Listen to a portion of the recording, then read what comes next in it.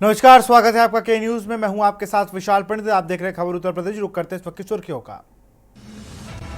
संगम नगरी में महाकुंभ की भव्य तैयारियां, श्रमिकों की पूरी फौज नदियों के प्रवाह, सड़कों को चौड़ीकरण और घाटों के समतल करने में जुटी। योगी सरकार का नया साल पर तोहफा, सरकारी वाहन चालक और अनुसेवकों की वर्दी भत्ता बढ़ा, रेनकोट से छाते के लिए मिलेंगे पैसे। साक्षी महाराज का अखिलेश यादव के बयान पर बड़ा पलटवार, कहा पहले अपना घर खुद बनवा के देख ले, देश संविधान से चलेगा, शरीयत से नहीं। संभल हिंसा के बाद मामले पर सियासत तेज, हिंसा में पुलिस की गोली से मारे गए लोगों के परिजनों से मिला सपा प्रतिनिधिमंडल, परिवार को सौंपा चेक। गाजीपुर में किन्नर की हत्या के बाद किन्नरों का प्रदर्शन, दिन दहाड़े की गई थी किन्नर की गोली मारकर हत्या, विरोध में बाजार बंद, साथ ही किन्नर ने किया उग्र प्रदर्शन। संभल में दिखा बेलगाम रफ्तार का कहर, बुलेरो ने 2 किलोमीटर तक बाइक सवार को घसीटा, आरोपी मौके से फरार, अस्पताल में बाइक सवार की मौत। आप देख रहे हैं के न्यूज, खबरों का सारथी। बुलेटिन की शुरुआत करेंगे लखनऊ की खबर के साथ। माध्यमिक शिक्षा निदेशालय पर प्रदर्शन, सहायक अध्यापकों का जोरदार विरोध प्रदर्शन, 13 महीने से रुकी पड़ी सैलरी को लेकर प्रदर्शन।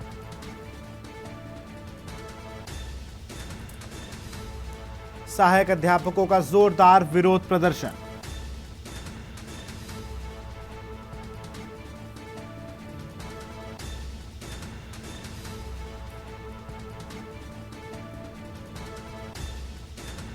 अठारह दिसंबर से अध्यापक लगातार कर रहे हैं प्रदर्शन। लगातार 53 दिनों तक प्रदर्शन करने के बाद मिली सैलरी।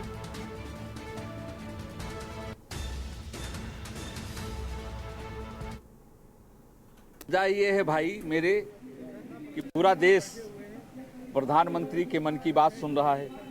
अभी 3 दिन पहले 116 संस्करण उनका आया है मन की बात का।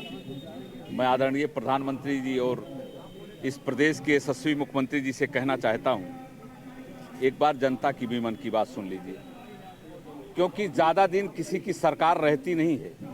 जनता के नब्ज को, जनता की हवाओं को नहीं पहचानोगे तो एक दिन मिट जाओगे। और हम लोगों की वजह ये है कि ये हमेशा सरकार और निरंतर इनके अधिकारी ये झूठ बोलते रहे। एक 83/2016 संजय सिंह आदि एक सुप्रीम कोर्ट में अपील दायर हुई थी, उसमें इन्होंने कहा कि आपको बाहर कर दिया गया, आपकी सेवा समाप्त कर दी गई।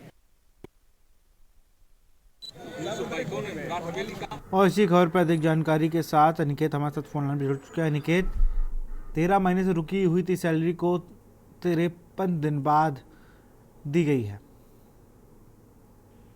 देखिए विशाल, अगर बात की जाए माध्यमिक शिक्षा में जो तगड़ा शिक्षक है वो लगातार इस बात को लेकर अपनी आवाज उठाते रहे कि उनकी जो सैलरी है वो बहुत विलंब से उनको मिलती है।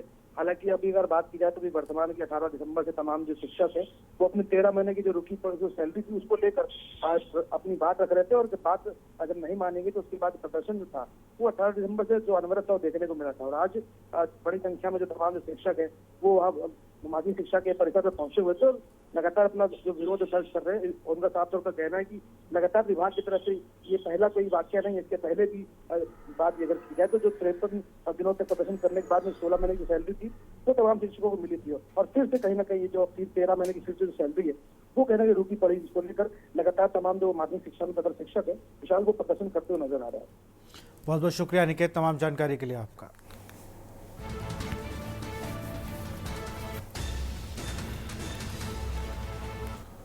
गाजीपुर से खबर है, किन्नर की हत्या से किन्नरों का प्रदर्शन, दिन दहाड़े की गई थी किन्नर की गोली मारकर हत्या, किन्नर समाज के लोगों ने सड़क पर उतरकर किया प्रदर्शन। प्रदर्शन के दौरान उग्र दिखे किन्नर, बाजार बंद। किन्नर कल्याण बोर्ड के वरिष्ठ सदस्य भी पहुंचे नंदगंज थाना में थे 100 से अधिक किन्नर समाज के लोग। करंडा, जंगीपुर, दुल्हपुर समेत पहुंचे कई थानों की पुलिस। घंटों बैठक के बाद मामला हुआ शांत।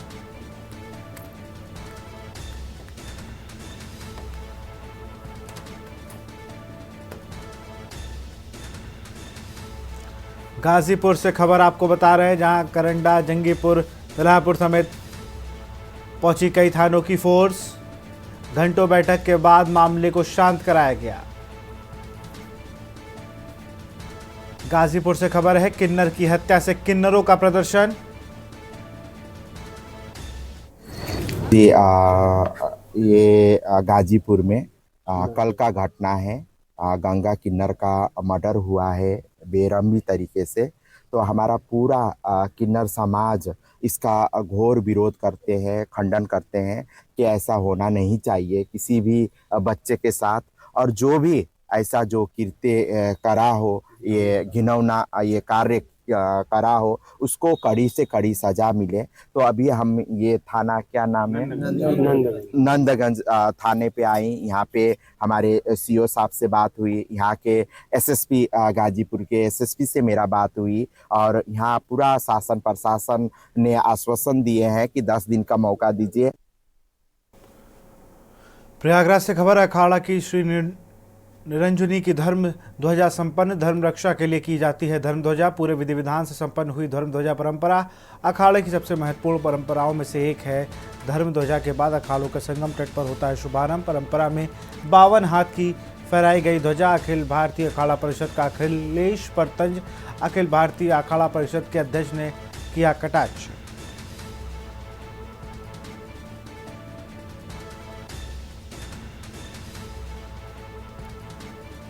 धर्म ध्वजा के बाद अखाड़े का संगम तट पर होता है शुभारंभ।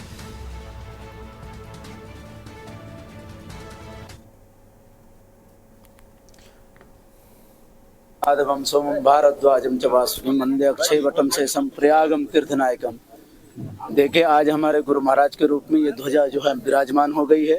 आज हमने संपूर्ण यहाँ प्रयागराज के तीर्थ में जितने भी देवी देवता हैं उन सब का आवाहन करके हम अपने आंगन में उन सबको आज आवाहित कर रहे हैं कि हमारे इष्ट इस प्रांगण में आए और हमें आशीर्वाद दें। जिस महाकुंभ अमृत महासाधना के लिए हम सब यहाँ पधारे हुए हैं, उसके लिए पहले हम अपने देवताओं का आह्वान करते हैं। हमारे देवता इन स्थानों पर आकर हमें उन मार्ग की ओर प्रस्थान करवाते हैं। हमारी परंपरा के अनुसार आज धर्मध्वज के रूप में ये स्थापित हो गए।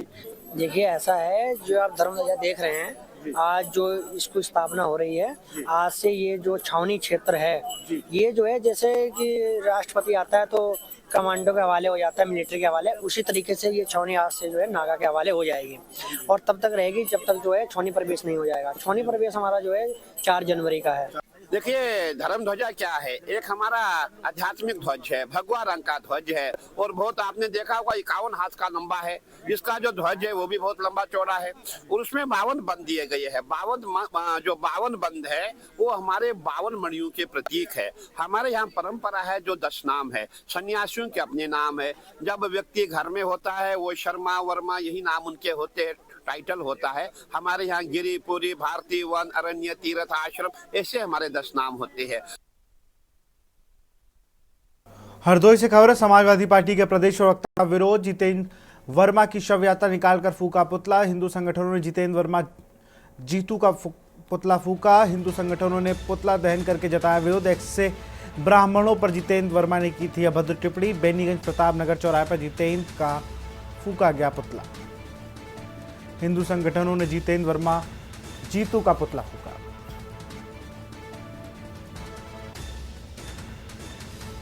हिंदू संगठनों ने पुतला दहन किया।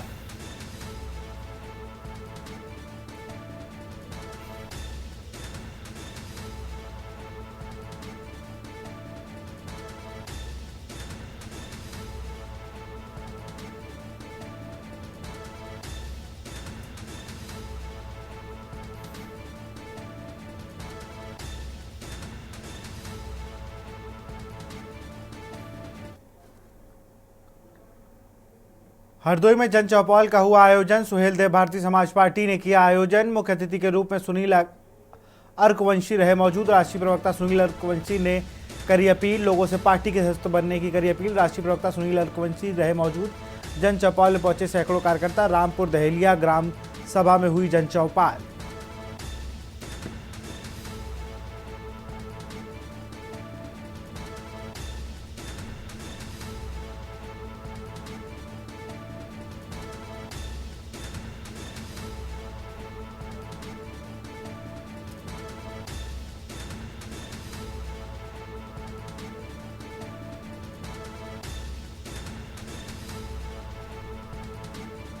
रामपुर दहेलिया ग्राम सभा में हुई जनसभा।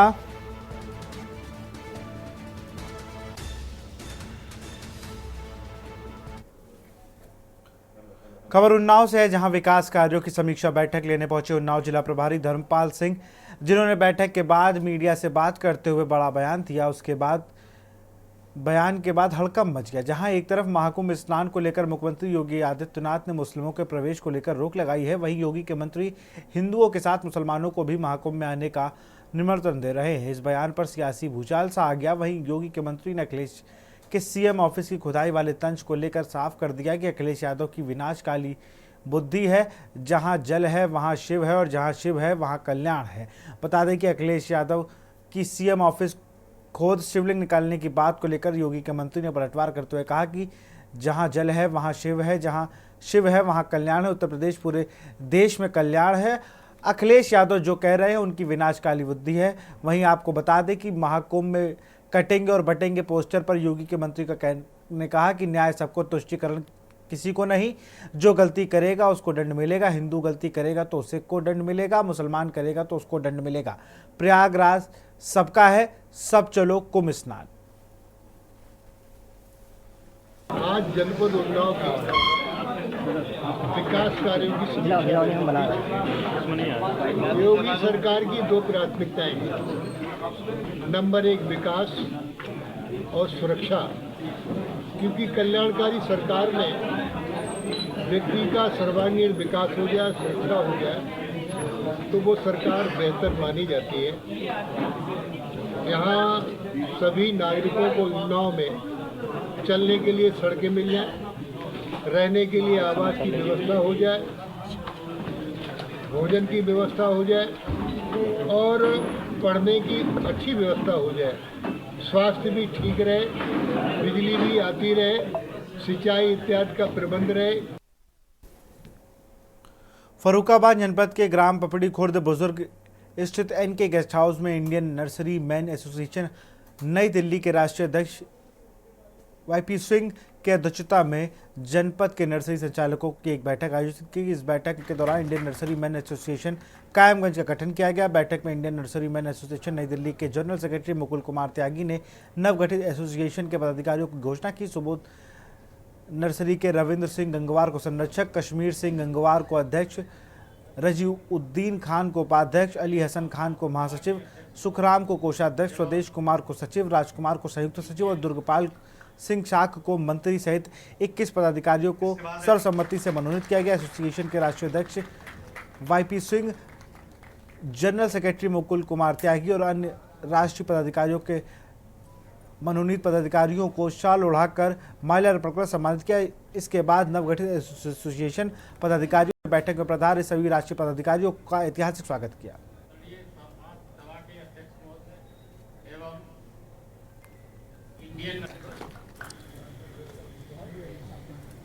इसके बाद है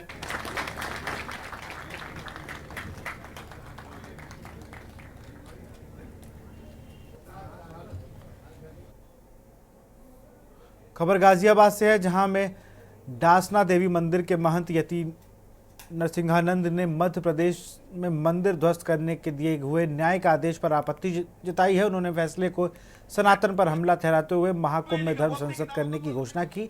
हरिद्वार में प्रस्तावित धर्म संसद न हो पाने का दोनों राज्यों के अधिकारियों को जिम्मेदार ठहराया। साथ ही भारतीय व्यापारियों द्वारा बांग्लादेश चावल भेजने का विरोध जताया। हिंदू बुद्धिजीवी बोल रहे हैं, हिंदू नेता। इस समय हमारे साथ यति नरसिंहानंद जी मौजूद हैं। आज उन्होंने एक प्रेस कॉन्फ्रेंस का आयोजन किया था, जिसमें उन्होंने अपनी तरफ से जो भी चीज़ बताई है। हमारे साथ मौजूद हैं यति नरसिंहानंद जी। आइए जानते हैं पूरा क्या है मामला, किस वजह से प्रेस कॉन्फ्रेंस की है। जी सर। देखिए, 3 प्रमुख मामले हैं। सबसे पहला मामला तो मध्य प्रदेश के जो चीफ जस्टिस हैं, उन्होंने अपने आवास में जो हनुमान जी का मंदिर तोड़ा, उसका विरोध दर्ज करवाने के हम लोग यहाँ हैं। हम इसे न्यायपालिका का हमला मानते हैं सनातन धर्म पर।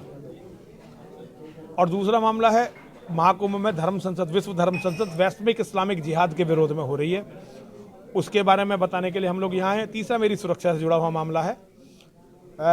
पुलिस ने एक मीटिंग की और उस मीटिंग में ये कहा कि मैं वायु श्रेणी की सुरक्षा के लिए उपयुक्त नहीं हूँ। इसका विरोध हम दर्ज करवा रहे हैं। सारे हिंदू संगठन मिलकर इसका विरोध दर्ज करवा रहे हैं। ऐसा कुछ नहीं है, मुझे बहुत खतरा है। वो सुरक्षा नहीं दे पा रहे, वो अलग बात है, लेकिन उनका ये कहना कि मैं सुरक्षा के लिए उपयुक्त नहीं हूँ, ये एक षड्यंत्र है, मेरी हत्या का षड्यंत्र है और वो जरूर किसी न किसी से मिलकर जो है मेरी हत्या करवाना चाहते हैं। अच्छा महाराज जी, महाकुंभ का आयोजन किया गया है, उसके बारे में क्या कहना चाहेंगे? देखिए, महाकुंभ का आयोजन कोई नहीं कर रहा। महाकुंभ हर 12वें साल एक शहर में होता है, 4 शहरों में महाकुंभ होता है। तो महाकुंभ एक बहुत बड़ा पर्व है हिंदुओं का, सनातन धर्मियों का, और एक बहुत बड़ा प्लेटफॉर्म है। वहाँ हम अपनी बात कहने के लिए जाएंगे और वहाँ हमारी बात सारी दुनिया में गूंजेगी। अच्छा महाराज जी, एक चीज़ और सुनने में आ रही है, जैसे कि अब बांग्लादेश में जो है बहुत ज़्यादा हिंदुओं पे जो है प्रहार हो रहा है, और भारत से जो है बांग्लादेश में चावल भिजवाए जा रहे हैं, मदद दी जा रही है, उसके बारे में क्या कहना चाहिए? ये बहुत ही बुरा हो रहा है, ये नहीं होना चाहिए था। भारत सरकार ने सारे स्वाभिमानी हिंदुओं के सिर को झुका दिया है। ये बहुत गलत हो रहा है, ये नहीं होना चाहिए।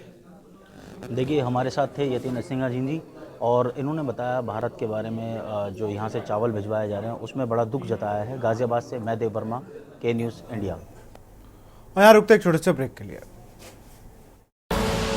आप देख रहे हैं के न्यूज़, खबरों का सारथी। ब्रेक के बाद आपका स्वागत है। खबर फर्रुखाबाद से। जाना थाना मऊ दरवाजा थाना क्षेत्र के गांव माधोपुर में लगभग 1000 साल पुराने शिव मंदिर में अराजक तत्वों ने कब्जा कर लिया था, जिसकी सूचना हिंदू महासभा टीम को मिली, जिसके बाद दुर्वासा ऋषि आश्रम के महंत ईश्वर दास महाराज, हिंदू महासभा के प्रदेश अध्यक्ष विमलेश मिश्रा, जिला अध्यक्ष क्रांति पाठक, जिला प्रभारी अजय दुबे आदि लोगों ने शिव मंदिर से भरे भूसा और कंडे को जब साफ किया तो अंदर नंदी महाराज विराजमान मिले, और अंदर देखा तो भूसे के नीचे शिवलिंग भी दबा मिला, जहां पर शिव भगवान शिव का अर्घ्य मिला, लेकिन शिवलिंग गायब था।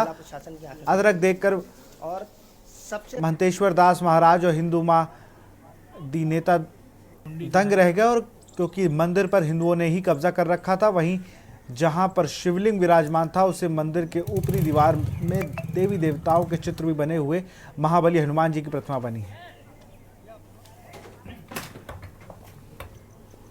कल हमको जान कि माधोपुर गांव में एक मंदिर, यहाँ तो बहुत सारे मंदिर हैं, लेकिन एक मंदिर की ऐसी हालत है जिसमें कि कंडा भूसा और तरह तरह की चीज़ें भरी हुई हैं।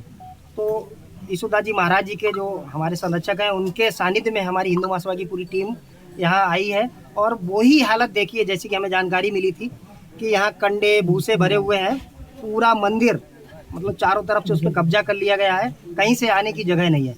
तो यहाँ हमारे अपने सनातन को मानने वाले ही लोग हैं।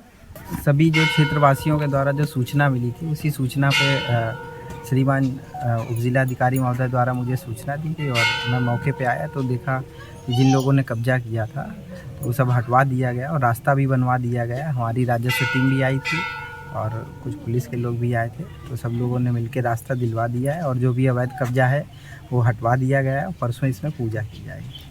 अब हमारे राम को रहते हुए लगभग फर्रुखाबाद में 25 वर्ष के ऊपर हो गए। सहयोग आज पहली बार लगा है कि माधोपुर में आए हैं, और जब हम पहली बार आए तो हमको दिखाई दिया कि यहाँ जो मंदिर है, शिवालय है, वो कब्जे में है। कब्जे में लेकर के कोई ऐसा कार्य करें कि पूजा पाठ करें तो अलग विषय है। उसमें भूसा भरे हैं, कहीं लकड़ी भरी है, कहीं कंडे भरे हैं। इस तरीके से जो अनैतिक कार्य कर रहे हैं, ये बहुत दुखद है हमारे सनातन धर्म के लिए। राजधानी लखनऊ के ठाकुरगंज इलाके में एक युवक की संदिग्ध हालातों में मौत हो गई। हालांकि परिजनों ने हत्या की आशंका जताते हुए थाने में एफआईआर दर्ज कराई है। जानकारी पाकर पुलिस अफसर सहित फॉरेंसिक फील्ड यूनिट भी मौके पर पहुंची। पुलिस ने घटनास्थल से साक्ष्य एकत्र किए हैं। साथ ही पुलिस ने शव को पोस्टमार्टम के लिए भेजा है। इस रिपोर्ट को देखिए।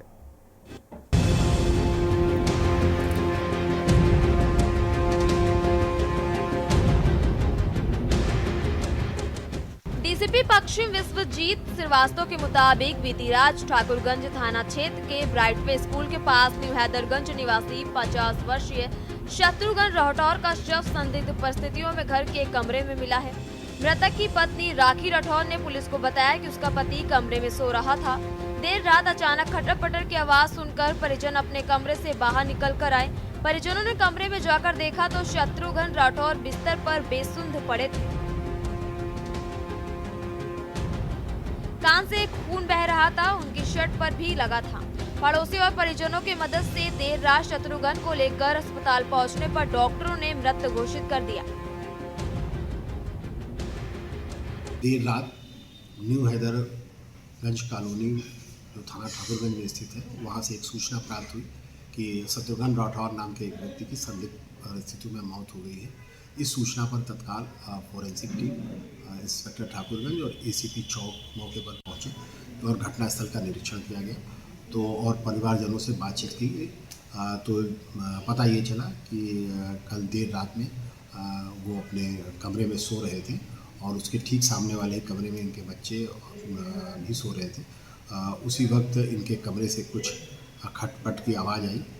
इस पर घर वालों ने उनको जगाने की कोशिश की और उनके दरवाज़ा खटखटाया तो वहाँ से जब कोई जवाब नहीं मिला तो उन्होंने नीचे मोहल्ले वालों को बताया। सबने मिलके सब लोग ऊपर आए और जब देखा गया तो ये अपने बिस्तर पर अचेत अवस्था में पड़े थे और इनके कान से खून बह रहा था। और इस संबंध में घर वालों से परिजनों से बातचीत की गई। इनकी पत्नी द्वारा शत्रुघ्न राठौर की हत्या का शक जताया गया है। इस पर अभियोग पंजीकृत कर लिया गया है। पत्नी द्वारा किसी भी तरह की चोरी और लूटपाट से इनकार किया गया है। पुलिस सभी पहलुओं पर जांच कर रही है और शीघ्र ही इस घटना का आरोप। डीसीपी पश्चिम विश्वजीत श्रीवास्तव ने बताया कि एफआईआर दर्ज कर विभिन्न पहलुओं पर जांच की जा रही है। पोस्टमार्टम रिपोर्ट के आधार पर जांच को आगे बढ़ाते हुए आरोपी को गिरफ्तार किया जाएगा।